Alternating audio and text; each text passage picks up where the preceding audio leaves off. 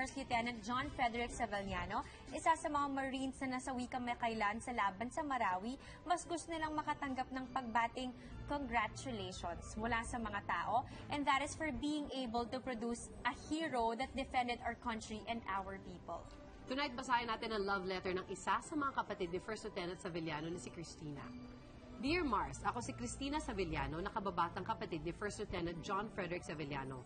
Siya po ang leader ng platoon na nakadiskubre ng pera at checks na nagkakahalaga ng 80 million pesos sa Marawi.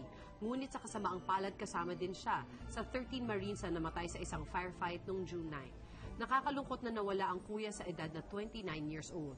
Pero katulad ng sabi nila, everybody dies, but not everybody lives. Nakakabitan yung 29 years lang namin siyang nakasama at sa totoo lang, namimiss namin siya araw-araw. Tuwing naiisip ko na wala na siya, parang hindi ako makahinga. Pero nakakagaan din ng loob ang mga taong nakikiramay at ang pagtawag nila sa kuya ko ng hero. It just shows na hindi siya lumisan para lang sa wala. Ang tanging hiling lang namin ngayon bilang pamilya ay sana matapos na ang gulo sa Marawi City para wala ng pamilya ang makaranas ng ganitong pagluluksa. Christina Sevillano. Kasama natin ngayong gabi si Christina. Good evening, Christina. Good evening po. Okay, Christina, kailan pumasok sa pagsusundalo ang iyong kapatid? Pumasok si Kuya sa training for NOCC last December 2010. Tapos, he became a second lieutenant officially by the year 2012. So, second lieutenant na pala siya talaga. So pag ganun, marami na ba siyang na-assign na lugar dati na delikado? Kumbaga kasi, ang hirap siguro tanggapin para sa isang pamilya na siya lang ang sundalo, di ba? Yes po. Na, syempre kung saan ang gulo, saan ang delikado, doon sila pinapadala. Correct.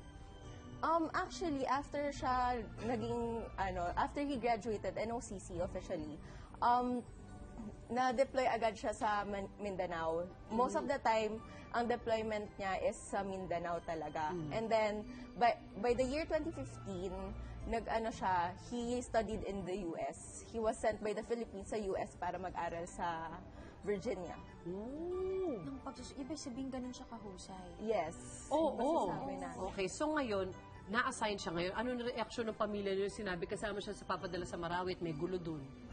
Actually, syempre sa amin, natakot kami. Kasi clear and present talaga yung danger dun sa Marawi City. And the fact na talagang maririnig mo sa balita na merong bombings, may mga namamatay na mga members ng Armed Forces of the Philippines. Sobrang takot kami. But, syempre, gusto ni Kuya sabi nga nila mama sa interviews nila, who are we para tigilan siya i-pursue yung pagsisilbi sa bayan. Yung brother mo, may fiancé pala? Yes. When were they supposed to get married? Well, they were supposed to get married next year by August, sana. Tapos, unfortunately, he passed. Kamusta naman si fiancé ngayon? Mahirap, syempre. Sobrang lungkot niya until now. Kasi, syempre, you planned spending the rest of your life with that man and then biglang naudlot. So, until now, nalulungkot si ate. Whenever na tinatanong, kinakamusta ko siya, regularly kasi kinakausap namin siya. Kasi syempre, she's supposed to be part of our family now. So, kapag tinatanong ko, kamusta ka, ganyan, sabi niya, nalulungkot. Kasi Marines rin si ate. Yes.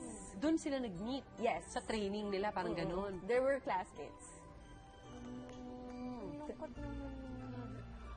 Well,